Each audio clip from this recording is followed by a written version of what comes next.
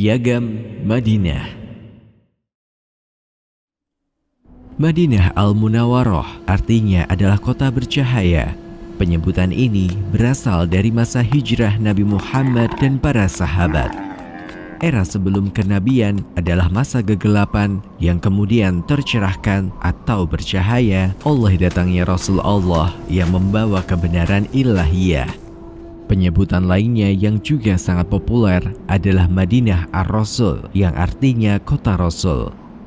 Inilah kota tempat Nabi Muhammad tidak hanya menyampaikan ayat-ayat ilahiyah tetapi juga membentuk struktur sosial masyarakat sebagaimana perintah Allah. Madinah atau Yathrib telah ditempati setidaknya dari 1500 tahun sebelum hijrah. Inilah kota terpenting ketiga di daratan Hijaz Arabia pada masa klasik. Kota utama atau yang terpenting di Hijaz adalah Mekah, kota yang tidak hanya menjadi pusat perekonomian namun juga kebudayaan dan spiritual Arabia dengan keberadaan Ka'bah. Setelah Mekah, Thaif memainkan peran sebagai kota terpenting kedua Hijaz. Kota berada di ketinggian 6.000 meter dari permukaan laut. Thaif merupakan tempat utama peristirahatan musim panas para bangsawan Mekah dari masa lalu hingga sekarang. Para ahli sejarah Arab klasik mengatakan bahwa Thaif merupakan gambaran terdekat tentang surga. Tanah yang subur dengan pepohonan yang lebat, pertanian berkembang baik dengan hasil cukup melimpah seperti semangka, pisang, ara, anggur, kenari, persik, delima, serta madu. Dan kota terpenting lainnya adalah Yathrib yang kemudian lebih dikenal sebagai Madinah. Sebuah kota yang menjadi jalur rempah-rempah antara Yaman hingga Syria. Yathrib adalah oasis dalam arti yang sebenarnya. Tanahnya sangat cocok untuk tanaman kurma. Hal itulah yang membuat pertanian Yathrib sangat makmur dengan kurma sebagai hasil utamanya. Selama ratusan tahun, Yathrib adalah pusat pertanian kurma paling besar di seluruh penjuru Arabia. Menjelang peristiwa hijrah, penduduk utama Yathrib adalah bangsa Arab yang terbagi dalam suku Aus dan suku Khosraj.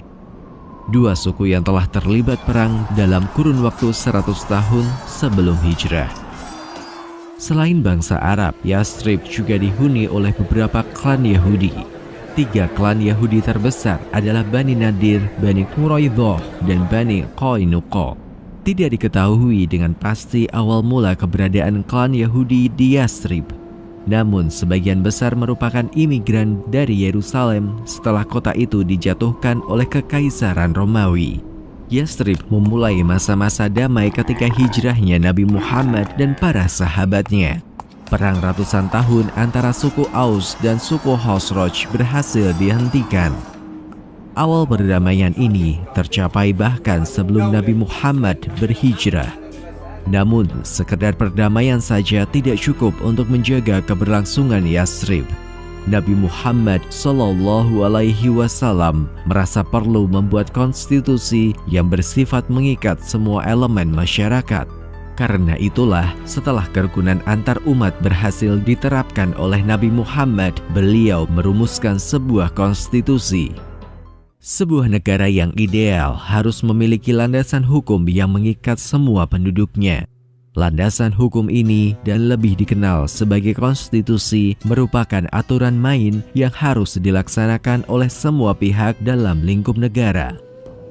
Melanggar aturan main ini, maka individu maupun kelompok yang terlibat akan mendapatkan sanksi baik secara sosial maupun hukum. Nabi Muhammad merumuskan sebuah konstitusi yang disepakati oleh seluruh elemen Yathrib. Konstitusi itu bernama Piagam Madinah. Bagaimanapun juga, stabilitas sosial politik Yathrib yang baru saja dicapai masih rentan dengan berbagai situasi tidak terduga. Umat Islam Yathrib masih belum benar-benar aman mengingat ancaman yang sewaktu-waktu datang dari kaum musyrikin Mekah. Mistaq al-Madinah atau Piagam Madinah, sebuah konstitusi awal yang membentuk berdirinya negara Madinah. Konstitusi yang memuat 47 poin yang mengikat kepada semua penduduk Yathrib. Dan terutama, Piagam Madinah menekankan pada hubungan, hak, dan kewajiban dua penduduk utama Yathrib, yaitu bangsa Arab maupun Yahudi. Klan-klan Yahudi saat itu memiliki peran sosial, politik, dan ekonomi yang cukup besar di Yathrib. Hal tersebut terlihat dalam keterlibatan mereka dalam perang suku Aus dan Khosraj. Ketika Piagam Madinah dirumuskan, jumlah umat Islam di Yathrib belum mendominasi.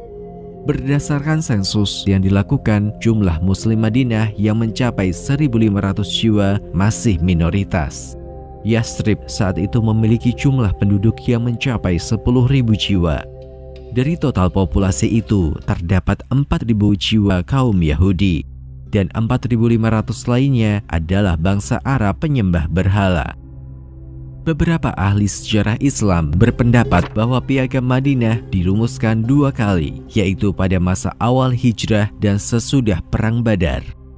Para ahli sejarah Arab klasik kemudian menyatukan 2 rumusan ini.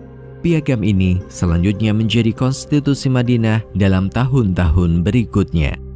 Rumusan Piagam Madinah yang menyangkut hubungan dengan Yahudi, baik mengenai hak dan kewajiban mereka, ditulis pada masa awal atau sebelum terjadinya Perang Badar. Pada rumusan kedua atau setelah terjadinya Perang Badar, isi Piagam Madinah lebih pada mengelola hubungan antara kaum Ansor dan kaum Muhajirin. Dan secara umum, isi Piagam Madinah mengacu pada pola hubungan masyarakat dalam lingkup negara. Pada salah satu poin disebutkan, masyarakat Yahudi Bani Auf adalah satu umat dengan orang-orang beriman. Masyarakat Yahudi bebas melaksanakan agama mereka dan kaum Muslim pun demikian. Bahwa tidak seorang pun di antara mereka yang boleh keluar kecuali atas izin Nabi Muhammad. Teks ini menunjukkan bahwa selama kaum Yahudi mematuhi perjanjian, maka mereka dianggap sebagai satu umat dalam konteks bernegara.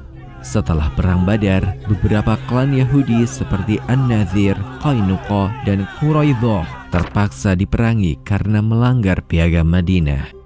Dalam hubungan kaum Ansor dengan kaum Muhajirin, pada salah satu poin disebutkan, kaum Muslim baik dari Mekah maupun yang bermukim di Yathrib serta yang mengikut dan menyusul mereka dalam berjuang bersama adalah satu umat. Teks ini dimaksudkan untuk kesatuan umat Islam, baik yang masuk Islam sejak awal maupun yang belakangan. Hal ini kelak dibuktikan dengan beberapa tokoh Quraisy masuk Islam pasca Perang Khandaq dan Fathu Mekah. Namun, dengan cepat mereka mendapatkan posisi penting. Beberapa di antara mereka adalah Amir bin Ash, Khalid bin Walid, dan Yazid bin Abu Sufyan. Selain kewajiban umum, setiap individu memiliki hak yang boleh mereka perjuangkan. Seperti tertulis dalam teks, seseorang tidak boleh dihalangi dalam menuntut haknya. Barang siapa yang diserang, maka ia bersama keluarganya harus menjaga diri kecuali yang berlaku aniaya. Secara umum, Piagam Madinah memberikan perlindungan penuh kepada penghuninya seperti yang tertulis dalam poin. Seseorang tidak boleh melakukan keburukan kepada sesamanya dan bahwa pertolongan atau pembelaan harus diberikan kepada mereka yang teraniaya. Posisi Yathrib sendiri sebagai kota tempat ditandatanganinya piagam ini dengan jelas disebutkan. Kota Yathrib adalah kota haram atau kota suci bagi para penandatangan piagam ini. Kota yang dihormati dan tidak boleh dihuni tanpa izin penduduknya. Penegasan tentang jaminan keamanan penghuni Yathrib juga diberikan kepada mereka yang keluar. Salah satu poin Piagam Madinah menyebutkan, siapapun yang keluar atau tinggal di kota Yathrib, maka keselamatannya terjamin, kecuali yang melakukan kejahatan.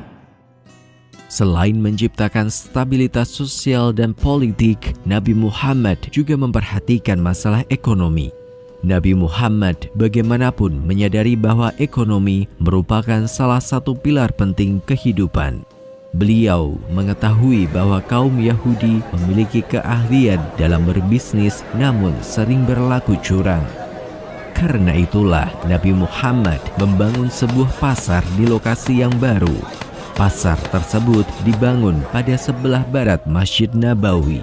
Inilah pasar kalian, jangan sampai dikurangi dan jangan juga menetapkan pajak atasnya.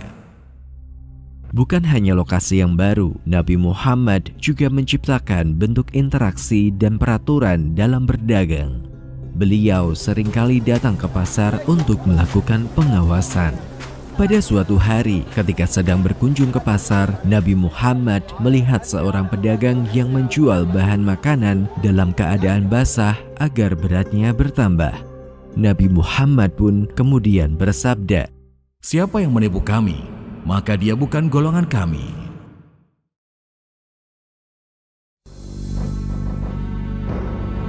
Penulis naskah Abdullah Hasan, ilustrator Yudi Toto, narator Dia Rashid Putra, musik Agus TM, editor Anggit Febrila, produser Haidar Ahmad Furqoni, diproduksi oleh Kastadi Sentra Media.